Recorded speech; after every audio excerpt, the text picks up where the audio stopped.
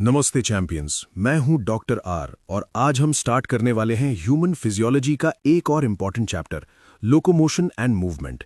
ये chapter first glance में थोड़ा लेंदी लग सकता है, लेकिन अगर आप इसको लॉजिकली समझ लो तो ये काफी इंटरेस्टिंग बन जाता है। आज का एम सिंपल है, मूवमेंट का कॉन्सेप्ट, मसल्स का मैकेनिज्म, स्केलेटल सिस्टम और जॉइंट्स, सब कुछ एक क्लियर फ्लो में समझना, ताकि एग्जाम में कोई कंफ्यूजन ना रहे। सबसे पहले एक बेसिक चीज समझते हैं, मूवमेंट और लोकोमोशन में डिफरेंस क्या होता है। मूवमेंट का मतलब है बॉडी के किसी भी पार्ट का पोजीशन चेंज होना। ये चेंज बॉडी के अंदर भी हो सकता है और बॉडी के बाहर भी। जैसे हमारी बॉडी के अंदर ब्लड सर्कुलेट करता है, सीलिया मूव करते हैं, डाइजेस्टिव ट्रैक्ट में फूड मूव करता है, ये सब मूवमेंट के एग्जाम्पल्स हैं। लेकिन लोकोमोशन एक स्पेसिफिक टाइप का मूवमेंट है, जिसमें पूरा ऑर्गेनिज्म एक जगह से दूसरी जगह मूव करता है। इसलिए हर लोकोमोशन मूवमेंट होता है, लेकिन हर मूवमेंट लोकोमोशन नहीं होता। डिफरेंट ऑर्गेनिजम्स में मूवमेंट और लोकोमोशन के मैकेनिज्म्स डिफरेंट होते हैं। ये मेनली डिपेंड करता है ऑर्गेनिज्म के हैबिटेट और रिक्वायरमेंट पर। Aquatic organisms swimming movement use करते हैं, टेरेस्ट्रियल ऑर्गेनिजम्स वॉकिंग या रनिंग यूज करते हैं। कभी कभी सिचुएशन भी डिसाइड करती है मूवमेंट का टाइप। अगर आप नॉर्मल कंडीशन में हो तो आप वॉक करोगे, लेकिन अगर कोई डेंजर सिचुएशन हो, जैसे कोई डॉग पीछे पड़ जाए, तो आप ऑटोमेटिकली रन करोगे। मतलब बॉडी रिक्वायरमेंट और कंडीशन के अकॉर्डिंग मूवमेंट का टाइप चेंज हो सकता है। अगर हम ह्यूमन बॉडी की बात करें तो ह्यूमन बॉडी में मेनली 3 टाइप्स के मूवमेंट्स देखे जाते हैं, अमीबॉइड मूवमेंट, सीलियरी मूवमेंट और मस्कुलर मूवमेंट। अमीबॉइड मूवमेंट कुछ स्पेशल सेल्स में होता है जो अमीबा की तरह सूडोपोडिया बनाकर मूव करते हैं। ह्यूमन बॉडी में ये movement mainly white blood cells, specially neutrophils और मोनोसाइट्स में देखा जाता है। इन सेल्स के अंदर माइक्रोफिलामेंट्स पॉलीमराइज होते हैं और साइटोस्केलेटन का स्ट्रक्चर एक डायरेक्शन में एक्सटेंड करता है, जिससे सूडोपोडिया फॉर्म होता है और सेल उस डायरेक्शन में मूव करता है। सिलियरी मूवमेंट बॉडी के उन पार्ट्स में होता है जहां सिलिया प्रेजेंट होते हैं, जैसे रेस्पिरेटरी ट्रैक्ट, ट्रैकिया और ब्रोंकाई में, और फीमेल रिप्रोडक्टिव सिस्टम में फैलोपियन ट्यूब्स में। सिलिया एक स्पेसिफिक डायरेक्शन में बीट करते हैं और पार्टिकल्स या सेल्स को मूव करने में हेल्प करते हैं। जैसे रेस्पिरेटरी ट्रैक्ट में सिलिया म्यूकस और ट्रैप्ड पार्टिकल्स को बाहर की तरफ मूव करते हैं। तीसरा और सबसे इंपॉर्टेंट मूवमेंट है मस्कुलर मूवमेंट, जो लोकोमोशन के लिए रिस्पॉन्सिबल होता है। इसी मूवमेंट को हम इस चैप्टर में डिटेल में स्टडी करते हैं। ह्यूमन लोकोमोशन एक्चुअली 3 सिस्टम्स के कोऑर्डिनेशन से पॉसिबल होता है, नर्वस सिस्टम, मस्कुलर सिस्टम और skeletal system. Nervous system signal देता है, मसल्स कॉन्ट्रैक्ट होती हैं और स्केलेटल सिस्टम बोन्स को मूव करके लोकोमोशन क्रिएट करता है। अब बात करते हैं मसल्स की। मसल्स मीजोडर्म से डेवलप होती हैं और ह्यूमन बॉडी के टोटल वेट का सिग्निफिकेंट पोर्शन मसल से बना होता है। ह्यूमन बॉडी में मसल्स के 3 टाइप्स होते हैं, स्केलेटल मसल्स, स्मूथ मसल्स और कार्डियक मसल्स। इन मसल्स को क्लासिफाई करने के डिफरेंट क्राइटेरिया हो सकते हैं, जैसे अपीयरेंस, रेगुलेशन या लोकेशन। लेकिन सबसे लॉजिकल क्लासिफिकेशन लोकेशन के बेसिस पर होता है। अगर मसल बोन से अटैच्ड है तो वो स्केलेटल मसल है, अगर मसल विसरल ऑर्गन्स में प्रेजेंट है तो वो स्मूथ मसल है, और अगर मसल हार्ट में प्रेजेंट है तो वो कार्डियक मसल है। अपीयरेंस के बेसिस पर स्केलेटल और कार्डियक मसल्स स्ट्राइएटेड होते हैं, क्योंकि इनमें डार्क और लाइट बैंड्स दिखते हैं, जबकि स्मूथ मसल्स में ऐसा बैंडिंग पैटर्न नहीं होता। रेगुलेशन के बेसिस पर स्केलेटल मसल्स वॉलंटरी होते हैं, मतलब हम उन्हें कॉन्शियसली कंट्रोल कर सकते हैं, जबकि स्मूथ और कार्डियक मसल्स इनवॉलंटरी होते हैं। इस चैप्टर में हम मेनली स्केलेटल मसल्स पर फोकस करते हैं। अगर आप अपने बाइसेप्स मसल को इमेजिन करो और उसकी स्किन रिमूव करो तो सबसे पहले एक कनेक्टिव टिश्यू शीथ मिलेगी।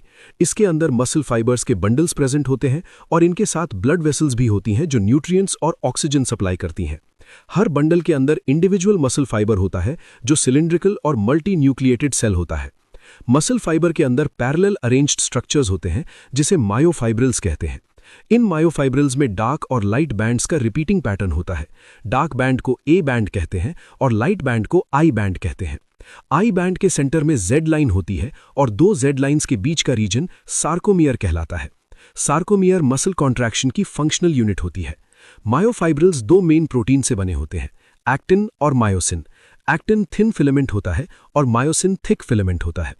एक्टिन फिलामेंट पर रेगुलेटरी प्रोटीन्स भी प्रेजेंट होते हैं, जैसे ट्रोपोनिन और ट्रोपोमायोसिन। रेस्टिंग स्टेट में ट्रोपोमायोसिन एक्टिन पर मायोसिन बाइंडिंग साइट्स को कवर करता है, इसलिए मायोसिन एक्टिन से बाइंड नहीं कर पाता। मसल कॉन्ट्रैक्शन स्टार्ट होने के लिए सबसे पहले नर्वस सिग्नल आता है। मोटर न्यूरॉन न्यूरोमस्कुलर जंक्शन पर एसिटाइल कोलिन रिलीज करता है।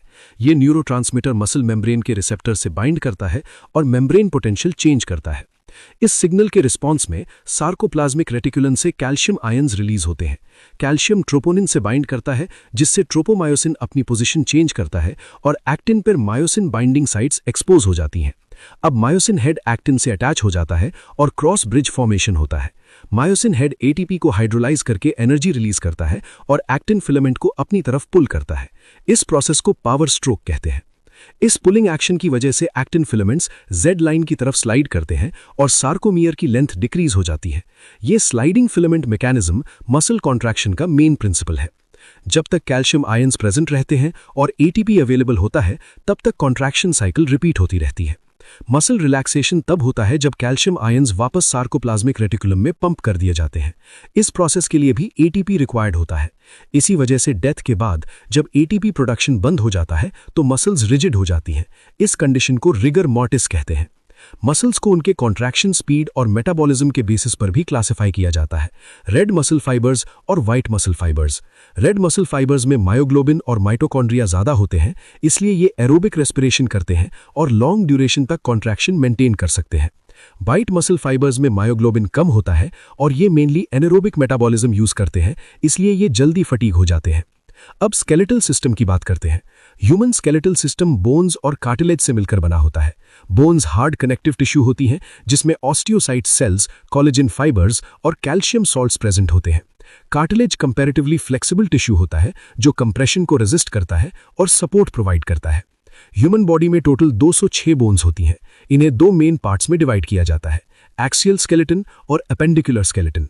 एक्सियल स्केलेटन बॉडी का सेंट्रल एक्सिस बनाता है और इसमें स्कल, वर्टेब्रल कॉलम और रिब केज इंक्लूड होते हैं। अपेंडिकुलर स्केलेटन में अपर लिम्स, लोअर लिम्स और उन्हें अटैच करने वाले गर्डल्स इंक्लूड होते हैं। पेक्टोरल गर्डल आर्म्स को अटैच करता है और पेल्विक गर्डल लोअर लिम्स को अटैच करता है। बोन्स के बीच कनेक्शन को जॉइंट कहते हैं। जॉइंट्स मूवमेंट अलाउ करते हैं। स्ट्रक्चर के बेसिस पर जॉइंट्स 3 टाइप्स के होते हैं, फाइब्रस जॉइंट्स, कार्टिलेजिनस जॉइंट्स और synovial joints. Synovial joints freely movable होते हैं और इनके डिफरेंट टाइप्स होते हैं, जैसे ball and socket joint, hinge joint, pivot joint और ग्लाइडिंग जॉइंट। फाइनली कुछ इंपॉर्टेंट डिसऑर्डर्स भी हैं जो लोकोमोशन सिस्टम को इफेक्ट करते हैं। मायस्थीनिया ग्रेविस एक ऑटो इम्यून डिसऑर्डर है, जिसमें न्यूरोमस्कुलर जंक्शन पर एसिटाइल कोलिन रिसेप्टर्स डैमेज हो जाते हैं और मसल्स वीक हो जाती हैं। मस्कुलर डिस्ट्रोफी एक जेनेटिक डिसऑर्डर है, जिसमें मसल फाइबर्स ग्रेजुअली डीजेनरेट होते हैं। गाउट में यूरिक एसिड क्रिस्टल्स जॉइंट्स में डिपॉजिट हो जाते हैं, जिससे इन्फ्लेमेशन और पेन होता है। ऑस्टियोपोरोसिस में बोन डेंसिटी डिक्रीज हो जाती है, स्पेशली एजिंग और मेनोपॉज के बाद फीमेल्स में। आर्थराइटिस जॉइंट्स की इन्फ्लेमेशन को कहते हैं, जिससे जॉइंट पेन और स्टिफनेस होती है। तो चैंपियंस, ये था लोकोमोशन एंड मूवमेंट चैप्टर का कंप्लीट कंसेप्चुअल रिवीजन। अगर आपने movement types, muscle contraction mechanism और स्केलेटल सिस्टम का स्ट्रक्चर क्लियर कर लिया, तो नीट में इस चैप्टर के क्वेश्चंस आप कॉन्फिडेंटली सॉल्व कर पाओगे। मैं हूं डॉक्टर आर और अगले एपिसोड में हम रिवाइज करेंगे न्यूरल कंट्रोल एंड कोऑर्डिनेशन। तब तक के लिए पढ़ते रहो, फोकस्ड रहो और एम रखो AIR 1। नमस्ते।